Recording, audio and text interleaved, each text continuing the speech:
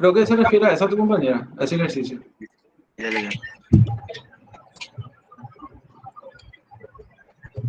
Bueno, la idea un poco de la clase hoy justamente era tocar uno de los temas que está en el programa, que habla sobre oferta y demanda, las fuerzas, cómo interactúan estos, también el equilibrio y la elasticidad. Yo creo que ya habrán visto algo de esto con el profesor Américo. La idea un poco es un repaso rápido, tengo una presentación y unos ejercicios sencillos, nada muy complicado.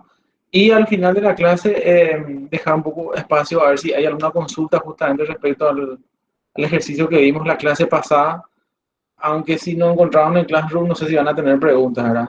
De todas maneras, si alguien encontró y tiene preguntas, al final de la clase podemos volver a ver eso, o si no, subo al Classroom y vemos la siguiente clase. Bueno, voy a compartir un poco una presentación que tengo aquí.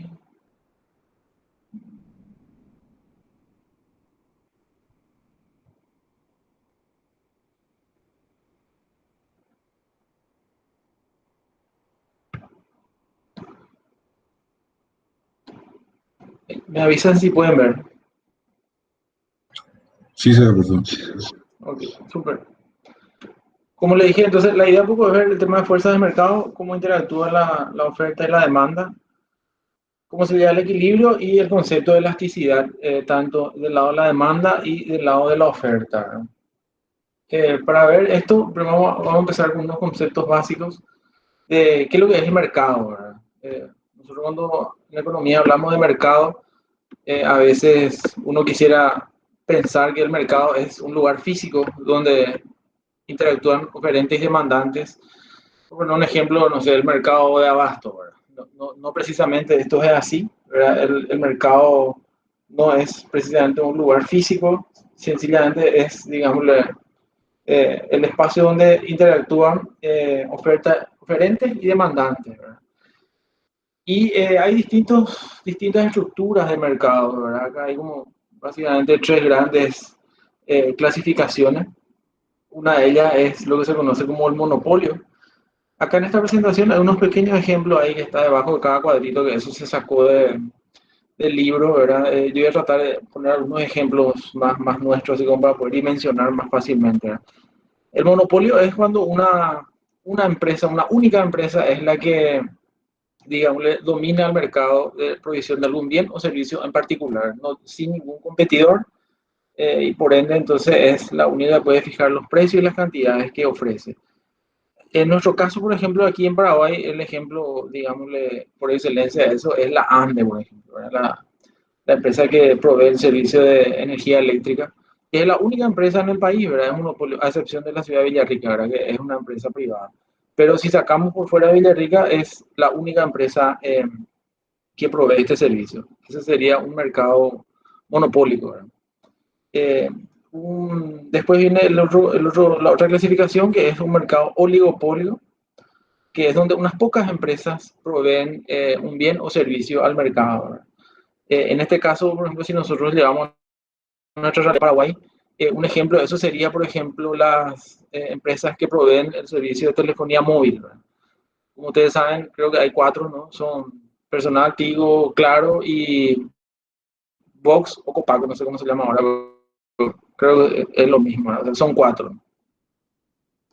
Después están el tipo de mercado donde hay numerosas empresas, ¿verdad? Hay varias empresas, a su vez, este tipo de mercado se puede dividir en dos, nuevamente se subdivide en dos de acuerdo a los productos que ofrecen, ¿verdad? Por ejemplo, un mercado donde hay muchas empresas, pero se ofrecen productos diferenciados, puede ser la línea gastronómica, ¿verdad? Ustedes, no sé, imagínense, hay varios lugares que ofrecen este servicio, este bien, ¿verdad? Pero no todos son iguales, ¿verdad? No es lo mismo ir a comer, por un ejemplo rápido, una empanada en el Lido Bar, una empanada en Bendita, o finalmente hay diferenciación en los... Hay muchas empresas, los productos están diferenciados. Y después, el otro tipo de estructura de mercado son los que ofrecen, las empresas que ofrecen productos idénticos, ¿verdad? Ahí principalmente hablamos de productos tales como commodity, por ejemplo, ¿verdad? O productos que se venden a granel que no tienen diferenciación. Acá el libro trae como ejemplo el trigo y la leche, ¿verdad? La leche es la misma que vos compras en el super A, en el super B, en el super Z, ¿verdad? Por más que haya muchos supermercados, la leche siempre es leche, ¿verdad? Entonces, ahí así se diferencian un poco, ¿verdad? Estas son las estructuras de mercado que nosotros podemos encontrar conceptualmente. Profe, Sí. vos estás cambiando diapositiva porque a mí se me quedó en la primera. No sé si a mí nomás me pasa. El mercado tiene como título y A, hay una... a mí se me quedó en fuerzas del mercado, equilibrio y elasticidad. No sé si pasaste ya a otra, pero a mí se me quedó ahí en la pantalla.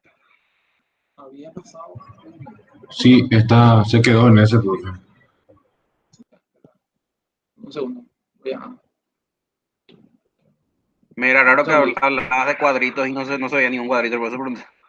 Sí, no, te agradezco, te agradezco. Y avísenme, por favor, porque yo, o sea, a mí me parecía como si fuera que estaba pasando, ¿verdad? Eh, ahí pueden ver el cuadrito ese. Sí, profe. Sí, Ahora profe. sí, profe. Y era básicamente este cuadrito que está explicando. O sea, que tienen que tener en cuenta que la diferenciación de estructuras de mercado, o sea, la variable aquí es el número de empresas. Como dije recién, el monopolio es una empresa, oligopolios son pocas empresas, ¿verdad?, que proveen el mismo bien o servicio. Después vienen las estructuras de mercado donde hay varias empresas y esto nuevamente se subdivide en productos diferenciados, como el ejemplo que le había mencionado recién, y aquellos productos idénticos, ¿verdad? Básicamente era un poco este cuadrito. De todas maneras, esta presentación también va a estar en el Classroom, no se preocupen. Bueno, si seguimos avanzando, podemos ver un poco lo que se conoce como la ley de la demanda. La ley de la demanda, básicamente, acá hay dos conceptos que ustedes tienen que diferenciar bien cuando hablamos de esto. Uno que son las cantidades demandadas, ¿verdad?, que responde al nivel de precio de un producto o bien, y después está la demanda propiamente como un todo, ¿verdad? Parecería ser un poco confuso, pero cuando explique más le va a ser más sencillo. Las cantidades demandadas de un producto responden a los niveles de precio, ¿verdad?, en forma inversa. Y esto es totalmente intuitivo, ¿verdad? O sea que cuando un producto es más caro, se compra menos, y cuando un producto es más barato, se compra más. Es por eso que en este gráfico que vemos aquí, en el eje ordenada está el precio, en este caso del helado, es un ejemplo de un bien, y en el eje abscisa está la cantidad de helado, ¿verdad? Acá nomás una particularidad de este gráfico, en realidad esto está como invertible si es que hablamos así de gráficos, porque habitualmente cuando vemos este tipo de gráfico, la variable dependiente, habitualmente la I, por decirlo, ¿verdad?, se pone en el eje de ordenadas, y la variable independiente se pone en el eje de abscisas, que se pone como la X, ¿verdad? Esto está invertido, ¿verdad? Y en economía es así, no me preguntan por qué, pero funciona así, ¿verdad?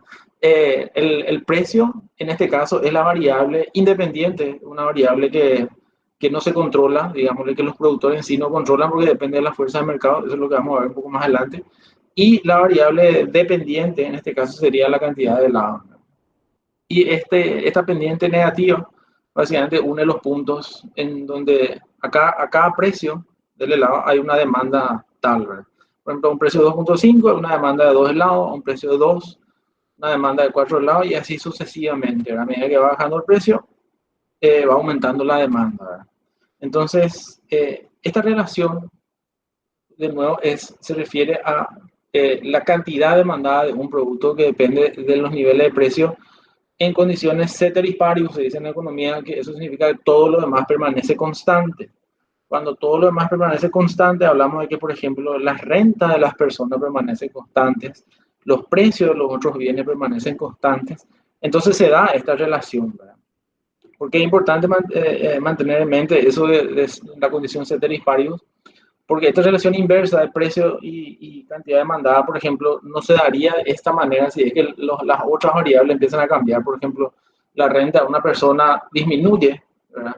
Una persona está ganando un salario, no sé, voy a decir cualquier número, 5 millones, y pasó a ganar la mitad, 2,5. Tal vez consuma menos helado por más que el precio del helado baje, ¿verdad? Entonces, por eso es que es necesario mantener esa condición ceteris paribus para que esta relación se pueda dar en realidad, ¿verdad?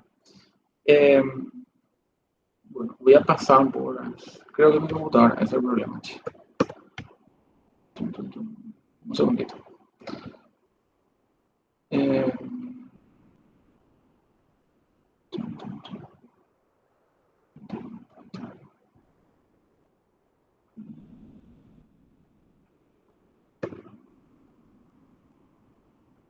Ahí cambió el slide, no sé si me pueden confirmar. Sí, profe. Sí. Bueno, y acá un poco los factores que determinan la demanda, ¿verdad? Como dije, la primera línea es el precio. eh, Cuando se mueve el precio, se modifican las cantidades demandadas y nos movemos a lo largo de la curva. Pero cuando hablamos de la demanda en su conjunto, por ejemplo, son otros factores lo que mueven a la demanda en su conjunto. La renta de las personas, las expectativas, los precios de los bienes relacionados, los gustos y los números de los compradores, ¿verdad? Yo siempre trato de ponerle ejemplo a estas cosas, ¿verdad? Para poder interpretarlo de una mejor manera. Por ejemplo, ¿por qué la demanda en su totalidad podría estar afectada por las expectativas, por ejemplo, de las personas, ¿verdad? Y yo creo que este tema de la pandemia nos pone, o sea, nos da muchos ejemplos, ¿verdad? De hecho, varios ejemplos vamos a tocar ahora en esta clase. Situémonos nosotros a finales de octubre, por ejemplo, ¿verdad? Cuando ya sabíamos que algunas fronteras seguían cerradas, ¿verdad? Que la vacuna no llegaba, que había todavía muchas restricciones, había reinado la incertidumbre, bueno, hasta ahora, ¿verdad?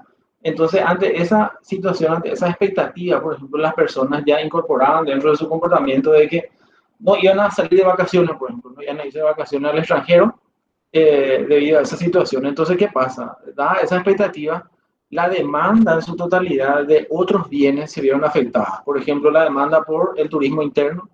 Este tipo de servicio tuvo un crecimiento en la demanda exponencial, ¿verdad? A cualquier precio, porque ustedes saben que los precios hoy en día el turismo interno inclusive es más caro que esa afuera. La demanda en su totalidad por la construcción de piletas, por ejemplo, aunque ustedes no crean, hay muchas personas que decidieron veranear en su patio, ¿verdad? Entonces, las expectativas tienen mucho que ver en la generación de la demanda futura, ¿verdad? Muy diferente iba a ser, por ejemplo, si a finales de octubre nosotros sabíamos que el 15 de noviembre llegaba la famosa vacuna y que nos íbamos a vacunar todos y que la vacuna iba a salir $1, por ejemplo. Entonces, las expectativas son totalmente otras, ¿verdad? Seguramente no muchas personas iban a construir una pileta en su patio o no iban a veranear aquí en turismo interno, sino que iban a tener otros planes, ¿verdad? O sea, por eso no me digo las expectativas, cómo afectan a la demanda en su totalidad, sin tocar el precio, por ejemplo, de un bien, ¿verdad? Y la renta o el ingreso, por supuesto, también, ¿verdad? Cuando una persona aumenta o disminuye su ingreso mensual, esto afecta a la demanda en su totalidad de los bienes a todos los precios dados, ¿verdad? Un poco más adelante vamos a ver cómo se desplazan las curvas de demanda y interactúan esto con la oferta, ¿verdad? Pero por el momento fíjense nomás este concepto. El precio es para moverse a lo largo de la curva y afecta las cantidades demandadas y estos otros factores afectan la demanda en su totalidad, ¿verdad? Bueno, vamos a pasar. La oferta, la ley de la oferta. Y esto es básicamente la inversa de lo que pasa en la demanda, ¿verdad? Lo que nos dice esto es que a un mayor precio, los productores están dispuestos a ofrecer más.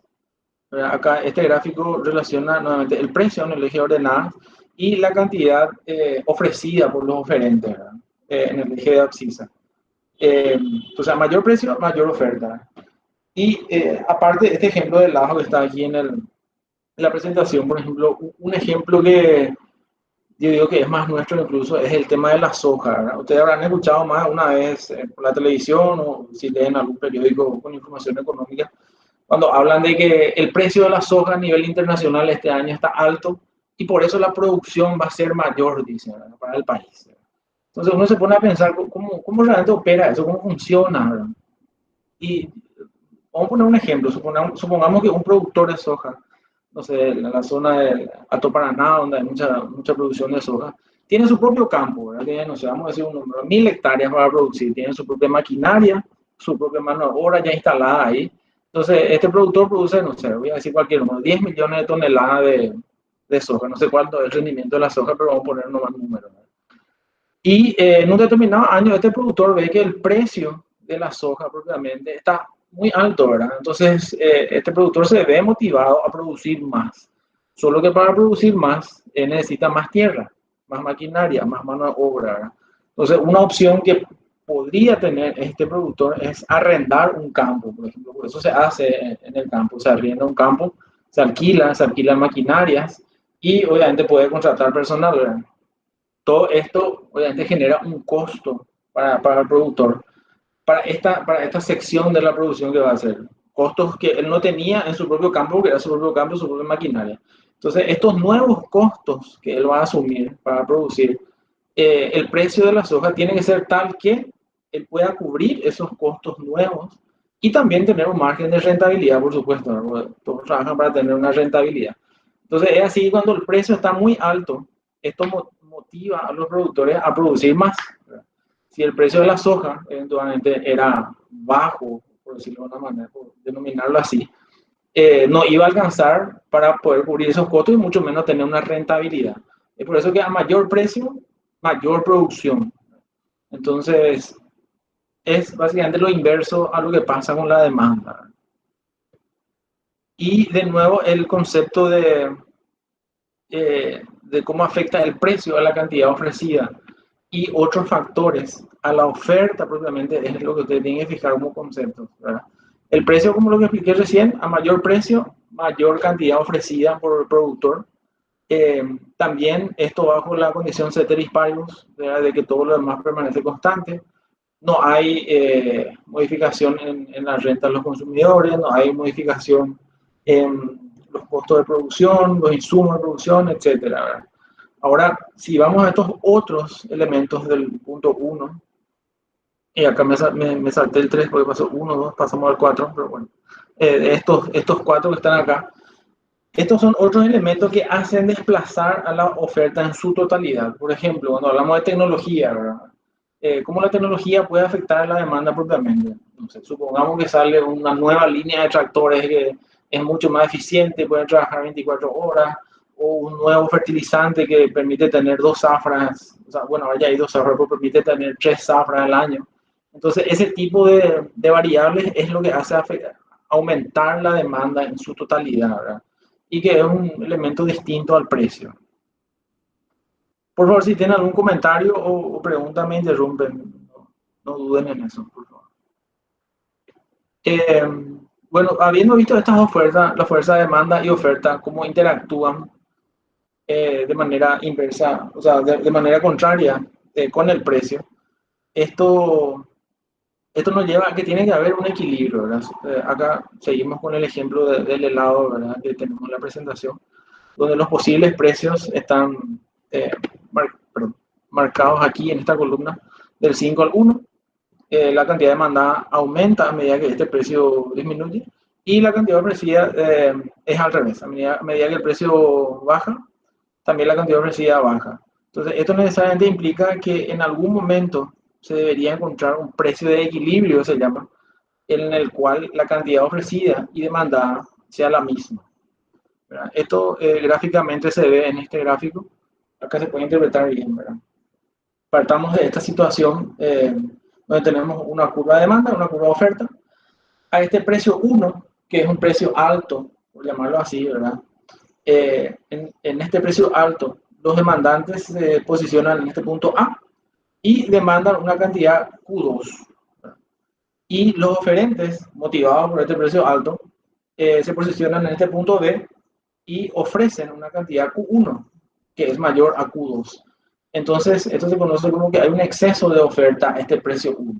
Los compradores quieren comprar poco porque el precio es alto y los vendedores quieren vender mucho porque el precio es alto. Entonces, aquí hay un exceso de oferta.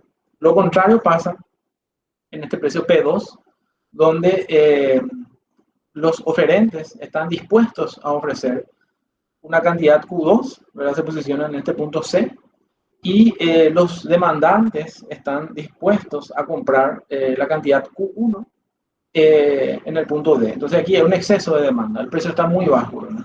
Entonces hay más demanda de lo que producen los productores. Y bueno, el punto E es el punto de equilibrio donde se cruzan estas dos curvas y encontramos el precio de equilibrio que hace que las cantidades demandadas y ofrecidas sean la misma. así como interactúan estas dos fuerzas de oferta y demanda. Bueno, aquí un poco lo que yo les mencionaba hace rato, los desplazamientos de la curva de demanda en este caso, ¿verdad? Yo creo que un ejemplo nuevamente, remontándolo a lo que fue la pandemia, ¿verdad? Podemos poner aquí como ejemplo el tema de los tapabocas, por ejemplo. Tapabocas siempre existieron en la farmacia, como ustedes saben, o sea, no es algo nuevo, no es un invento nuevo, y tenía una demanda tal, ¿verdad? Suponemos que podemos imaginar que esa demanda de esos tapabocas antes de la pandemia estaba representada en esta curva D, ¿verdad? Donde compraban, no sé, algunas personas, el personal médico, enfermero, etcétera.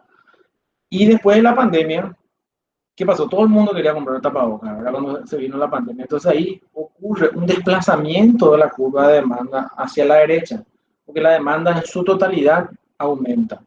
Y aumenta por un factor que no es el precio, ¿verdad? Aumenta por las expectativas de las personas. Entonces, al desplazarse la curva de demanda hacia la derecha, lo que ocurre es que hay una mayor demanda para todos los precios dados. Para cualquier nivel de precio, la demanda es superior.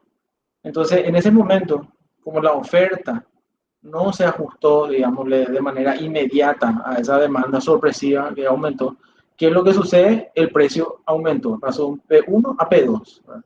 Pues la oferta habitualmente no es que se ajusta tan rápido como la demanda, ¿verdad?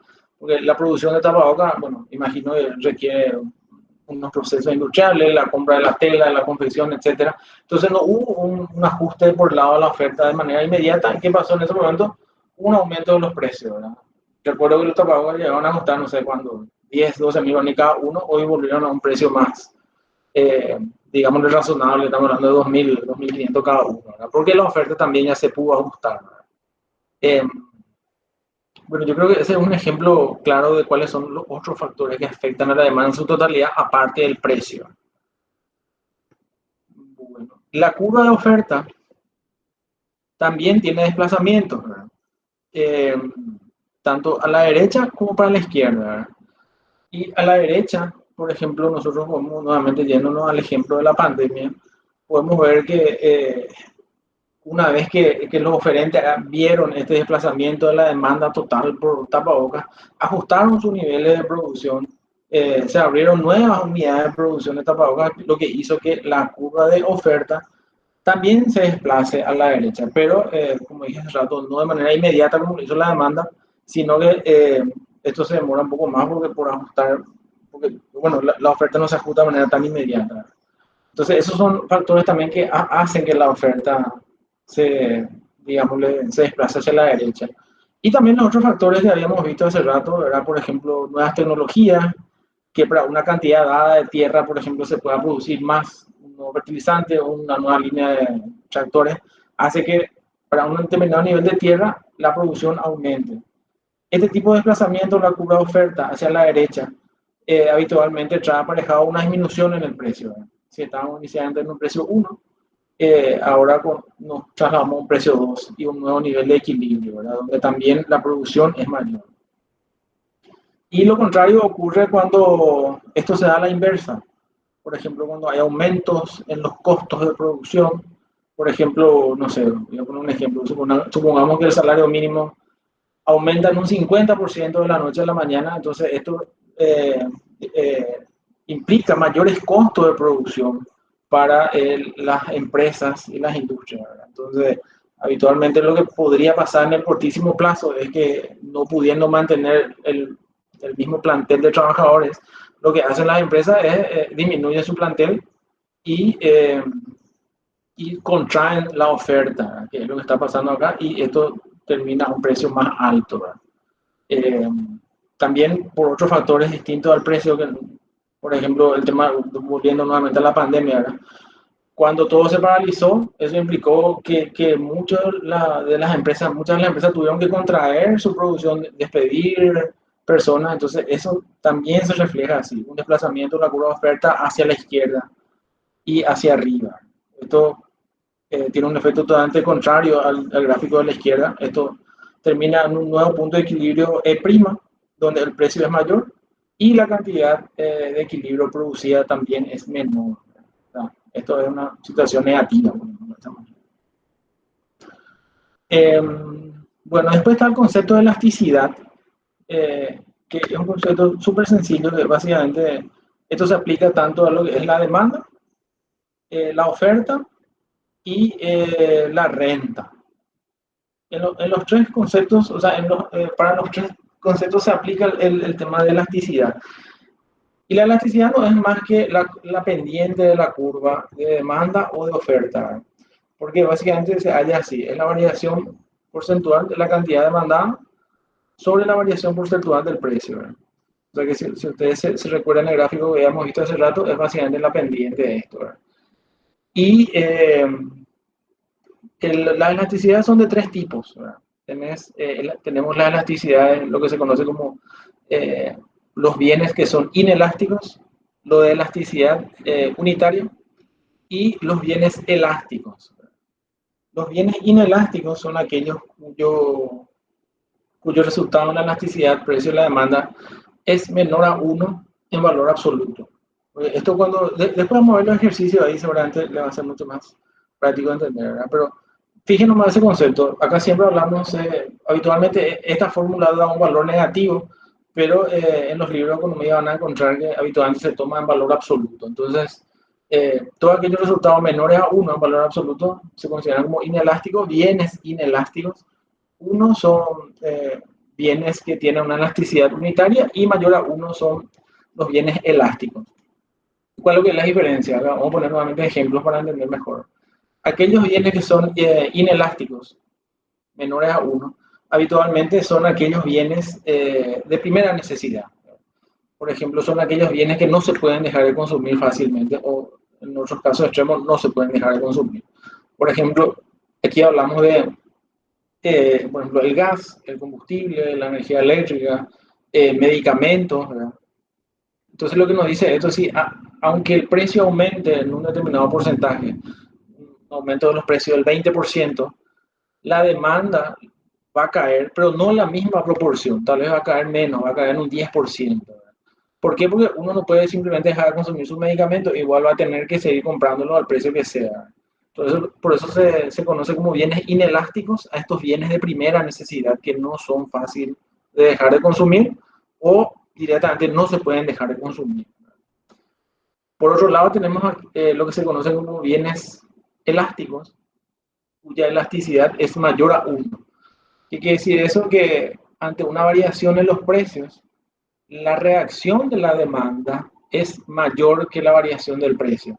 Es decir, si el precio, por ejemplo, de un determinado bien se redujo en un 20%, la reacción de la demanda es mayor. Estamos hablando de una reacción de la demanda de 30%, 40%. Habitualmente estos bienes son aquellos bienes que no son de primera necesidad, inclusive hablamos de bienes lujosos, ¿verdad? Pero deseados por las personas. Por ejemplo, el ejemplo que traen todos los libros son las vacaciones.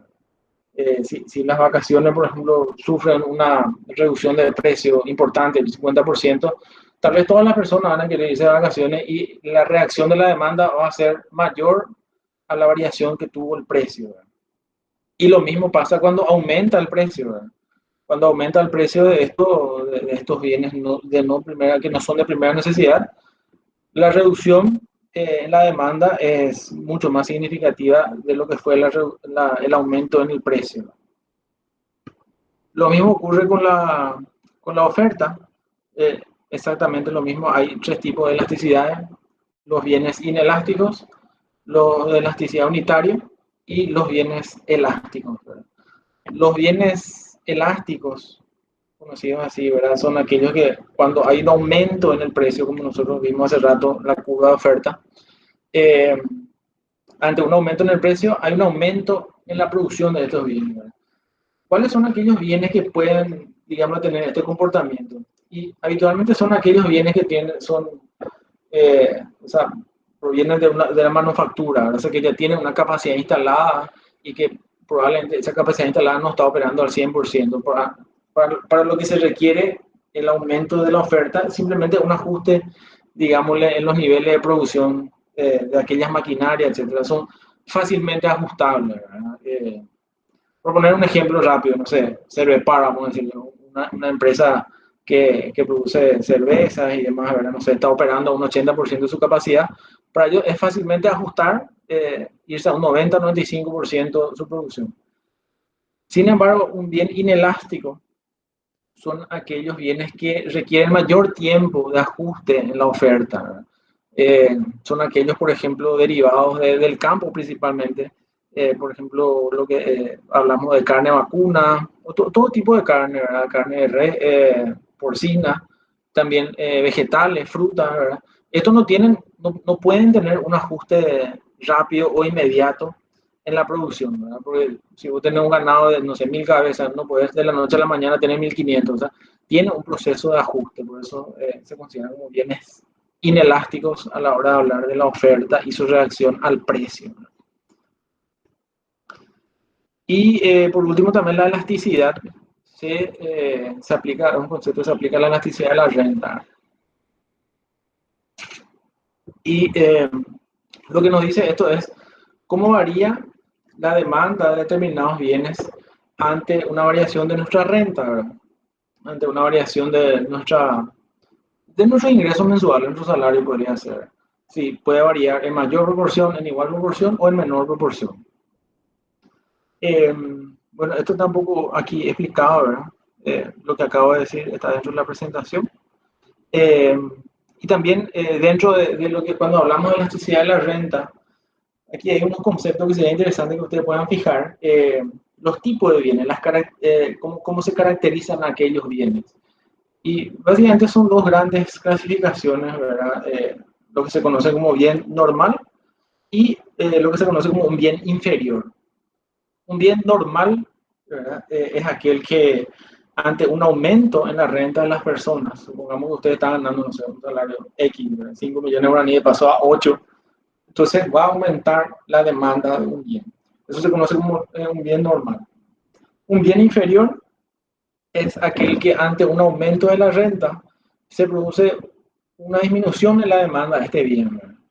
Y aquí, por ejemplo, un ejemplo súper sencillito que podemos tener es, supongamos una persona X, ¿verdad? Que tiene su propio vehículo, pero no lo utiliza todos los días para ir a su trabajo, para ir a la universidad, porque bueno, no tiene para el combustible todos los días, se maneja en ómnibus durante la semana y usa su auto los fines de semana, por poner un ejemplo. Si esta persona tiene un aumento significativo en sus ingresos, ¿qué creen que va a pasar? La primera reacción podría ser que esta persona decida utilizar su vehículo todos los días, ¿verdad? Y no viajar más en transporte público, ¿verdad? Por la comodidad que eso implica, la seguridad, etc. Entonces ahí vemos cómo interactúan un bien normal y un bien inferior. En este caso el bien inferior serían los pasajes del colectivo, ¿verdad? Que ante un aumento de la renta de esta persona decide consumir menos de ese bien. Entonces es un bien inferior. Por otro lado, ante el aumento de su ingreso, decide consumir más de combustible, por ejemplo, para su vehículo. Entonces es un bien normal. Y ejemplos como eso hay varios, ¿verdad? Pero bueno, entonces ese básicamente es el concepto entre un bien normal y un bien inferior. Y la elasticidad, como le dije, básicamente es la pendiente de la curva, tanto de oferta o de demanda, ¿verdad? Y se calcula así, ¿verdad? De una formulita sencilla, que es la variación de la cantidad ofrecida o demandada sobre la variación porcentual de los precios, ¿verdad? Y siempre lo medimos en valor absoluto. Bueno, tengo un archivo Excel que les voy a mostrar. No sé si pueden ver el Excel. Sí, Súper. Y bueno, eso es un ejemplo sencillito, ¿verdad? Aquí vemos un pequeño ejercicio de la definición de la siguiente ecuación: calcular el precio, cantidad demandada, cantidad ofrecida de equilibrio. Calcular las cantidades ofrecidas y demandadas a los precios de 40 y 55. Hacer su tabla de oferta, graficar y explicar las situaciones que se presentan con las dos fuerzas, oferta y demanda, a cada uno de los precios. Aquí hay dos ecuaciones súper sencillas, que QD, la cantidad demandada, o cantidad ofrecida. Como habíamos visto, las cantidades demandadas tienen una relación inversa con respecto al precio. Aquí vemos, esto tiene un signo negativo. Entonces, a medida que aumenta el precio, la cantidad demandada disminuye. Y lo contrario ocurre con la oferta, la cantidad ofrecida aumenta a medida que el precio aumenta, ¿verdad? Esto varía en el mismo sentido. Entonces, si nosotros queremos resolver este ejercicio, dice calcular el precio de equilibrio, lo que tenemos que recordar era ese gráfico donde las curvas de oferta y demanda se cruzaban, ¿verdad? Y donde las cantidades ofrecidas y demandadas eran iguales. Entonces, lo que hacemos simplemente es igualar estas dos ecuaciones, ¿verdad? Y despejar el precio. Porque la única variable que nos queda ahí sin conocer el precio, habiendo despejado el precio, vemos que un precio de 50 hace que tanto cantidad ofrecida y demandada sean iguales. Eh, También acá el ejercicio pide calcular las cantidades ofrecidas y demandadas con precios de 40 y 55. Vemos que si usamos un precio de 40, la demanda es superior a la oferta. ¿Verdad? Aquí hay un exceso de demanda, como habíamos visto en el gráfico, en la parte de arriba, donde se cruzan las ofertas, las curvas oferta-demanda. Y si el precio es 50, no, perdón, con un precio de 40 estamos por debajo del punto de equilibrio, ¿verdad? Pues hay un exceso de demanda. O sea, las personas quieren comprar más de lo que los oferentes están dispuestos a ofrecer. Y caso contrario pasa cuando el precio está por encima del precio de equilibrio. Los oferentes están dispuestos a ofrecer más de lo que los demandantes están dispuestos a comprar. Entonces, eso es lo que pasa cuando tenemos precios diferentes al de equilibrio. Y bueno, si el precio es de 50, estamos en equilibrio, ¿verdad? Después aquí les dejo otro ejercicio que son muy similares, ¿verdad? Esto básicamente hay dos ecuaciones, es calcular el precio de equilibrio, graficar y explicar un poco, ¿verdad? También aquí el ejercicio 3 es lo mismo, ¿verdad? Y el 4 también nos muestra un poco una serie de precios, cantidad demandada, ofrecida de pizzas, y aquí pide algunas cosas que hallar, ¿no? Calcular las curvas oferta-demanda, el precio y la cantidad de equilibrio. Entonces, esto le voy a dejar en el Classroom también, ¿verdad? Esto es ejercicio de oferta y demanda. También hay algunos ejercicios sobre elasticidad, ¿verdad? Aquí tenemos, por ejemplo, un caso hipotético donde teníamos una situación 1, ¿verdad? Donde el precio era 30 y la cantidad era 300, ¿verdad? En la situación 2, el precio subió a 45 y la cantidad demandada bajó a 225. Entonces, básicamente aquí se halla, a través de esta fórmula, la elasticidad. Esto está formulado, van a poder verlo acá, que básicamente es esta formulita. De nuevo, como les había dicho, esto es ideal tomarlo en valor absoluto. Vemos que si tomamos valor absoluto, esto sería 0,5.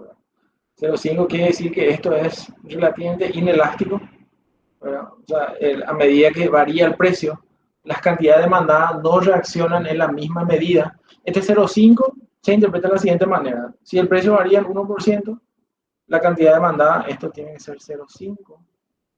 Perdón, mi error. Si el precio varía en 1%, la cantidad demandada varía en 0,5%. Esto, como le había dicho, eso es para los bienes de primera necesidad, que por más que varíe el precio, bueno, las personas tienen que seguir consumiendo ese bien. Y también unos ejercicios, ¿verdad? De cómo hallar esto, de cómo calcular. Estos conceptos no son muy complicados, no son muy difíciles. Yo les sugiero darle una mirada a estos ejercicios y tal vez, no sé si tienen este libro, está dentro del programa, es de Gregory McQueen. Aquí hay dos capítulos que deberían mirar, que es el 4 y el 5, que básicamente es lo que estuvimos mirando ahora, ¿verdad? Habla un poco de lo que yo les hablé, aquí tiene bien normal, bien inferior, la renta, la ley de la demanda, también tiene los mismos gráficos, ¿verdad? Nada más que aquí, por ejemplo, lo que hace es suma las demandas de personas individuales, demanda Catalina, demanda Nicolás, y una vez sumado a eso, representa la demanda de mercado. Los desplazamientos de la curva de demanda, tanto para la derecha como para la izquierda, después pasa a la oferta. Este capítulo 4 es muy interesante, ¿verdad? Si pueden verlo. Lo mismo que habíamos visto hace rato con con el exceso de oferta, exceso de demanda a precios diferentes al de equilibrio. Eh, Así que este capítulo 4 yo les sugiero que lean, no es muy complicado. Y también el capítulo 5 que es sobre elasticidad. Eh, También habla de la elasticidad, de cómo se calcula. Aquí, en este libro, utiliza otra fórmula para calcular la elasticidad, que en teoría esto es como, perdón, es una fórmula como más, da un resultado como más acertado, pero yo les sugeriría mantener esa fórmula que yo les mostré en la presentación, que es más sencilla, ¿verdad? Eh, para no utilizar dos enfoques, o sea, quedémonos con la fórmula que está en la presentación. Así que, de nuevo, acá no, les grafica lo que sería la demanda elástica, inelástica, perfectamente elástica. Y léanse estos dos capítulos, por favor, ¿verdad? Y yo les voy a preparar unos ejercicios adicionales sobre esto. Yo no sé si tienen alguna consultita, como le dije, yo no quiero pasarme de horario así como fue la clase anterior. Y apenas termine la clase, yo voy a subir lo de la clase pasada, que yo pensé que ya estaba en el Classroom. Pero bueno, ahora que me dijeron que no está, voy a subirla. El profe había subido una clase tuya, profe. Ah, ya subió. No, sí, no sé si es que se dividió en dos grabaciones, pero hay una clase tuya que está en el Classroom. La grabación yo vi que subió una persona, creo que fue Isaac, ¿verdad? Que fue el que creó la clase pasada. Pero los El archivos... PDF, Sí, adelante. el PDF de tu clase está, pero el Excel lo que no encontré del ejercicio. Ahora mismo subo, mira, apenas terminamos esto, voy a subir todo, entonces lo de la clase pasada y lo de esta clase, ¿verdad? Y les digo, si tienen alguna consulta, no duden en escribir aquí en el Classroom y les voy a responder aquí lo que se pueda, o si Profe, no, vemos la próxima clase. Decime, te escucho. sí, habías dicho que la elasticidad entonces es en valor absoluto, o sea, me sale -2 y yo tomo como 2 y Ujú. sería así Elástico. elástico. Sí, Ah, elástico. vale. Ok, gracias. Sí. Profe, una Entonces, pregunta. ¿Cómo va a ser el formato de la parte práctica del examen? ¿Se va a rendir con Excel o a lápiz? y la verdad que tengo que conversarlo con el profesor Américo, ¿verdad? Yo no sé el formato de examen que utiliza la universidad, no sé si son selección múltiple. Si es selección múltiple, imagino que usted, bueno, vamos a poner algo que usted tenga que calcular en un Excel. Obviamente no creo que sea algo muy complicado porque tiene que hacerlo sobre la marcha. Y ahí que puedan elegir la respuesta correcta, ¿verdad? Pero algo que tengo que preguntarle a él, ya que él es el que va a elaborarse antes del examen, yo le voy a dar la parte práctica. ¿Se entiende, profe? Gracias. Ok, no, gracias a usted. ¿Y no sabes si es presencial, pues, el examen? ¿Perdón? ¿No sabes si es presencial? Y hasta el momento no, ¿verdad? O sea, que yo sepa, todo vamos a seguir online. La vuelta a clase de las universidades, por lo menos yo no escuché nada aún. El tema de los chicos del colegio lo que están volviendo a duras penas, ¿verdad? Según las noticias, como se ven. Sí, eso sí, el tema del examen, nomás viste que muchos están proponiendo que van a ser presencial. El examen nomás. Yo realmente no tengo problema, ¿verdad? Yo me adecuo a lo que ustedes quieran, ¿verdad? Vamos a ver cuáles son las directrices de la universidad. Si me preguntan a mí, yo preferiría también presencial, ¿verdad? Total, no sé, se puede buscar un aula grande, se rinde en dos tandas, ¿verdad? De tal manera no aglomerarnos. Pero voy a consultar eso con el profe y Américo y también con la administración de la universidad y vamos a ver cómo hacemos. Dale, profe, gracias.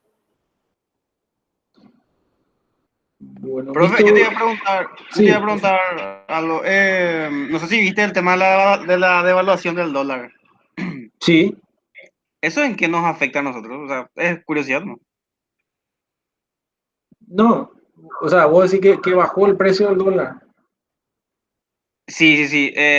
Ahora, o sea, ahora mismo estamos sufriendo una pequeñita devaluación, ¿entendés? O sea, ¿en qué nos afecta eso a nosotros? Eso nomás es mi pregunta. Vamos a curiosidad.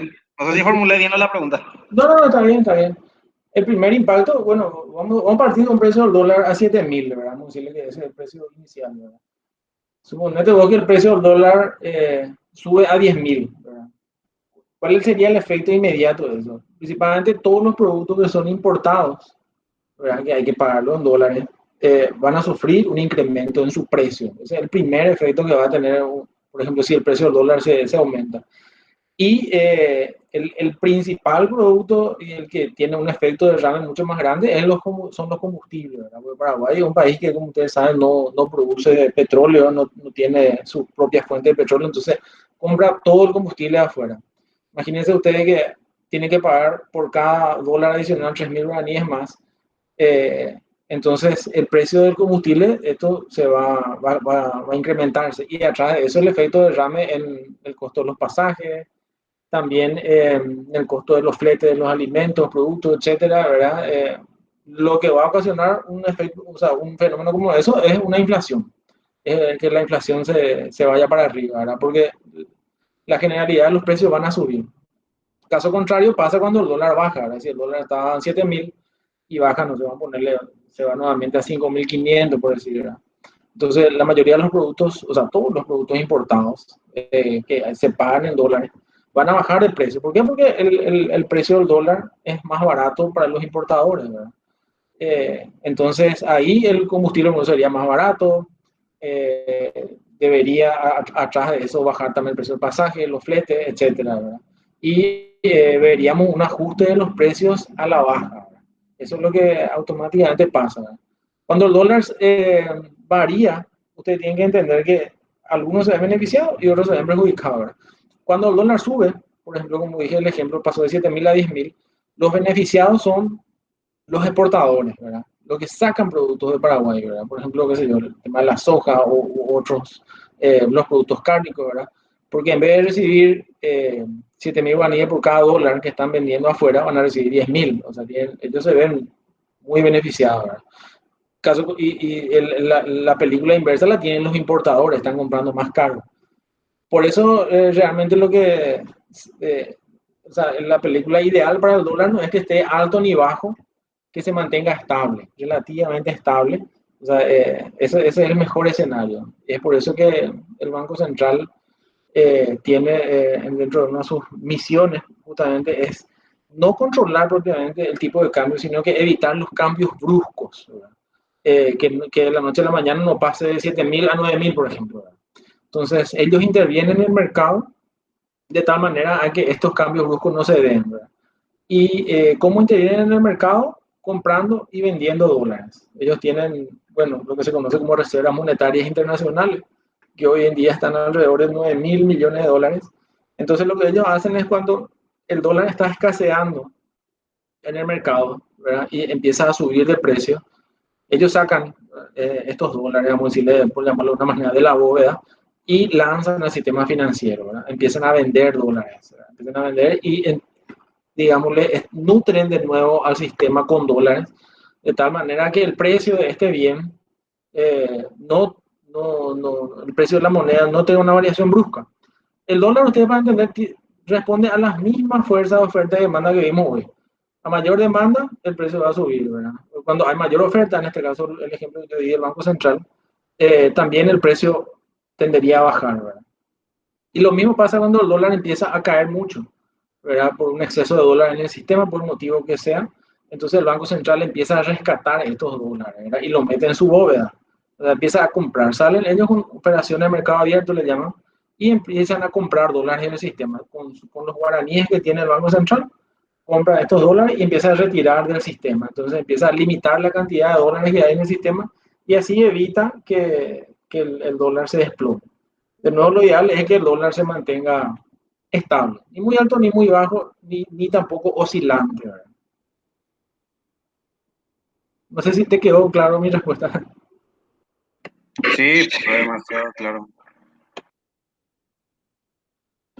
Espectacular, chicas y chicos. Si no hay otra consulta, entonces yo subo estos materiales al Classroom y nos vemos la próxima semana.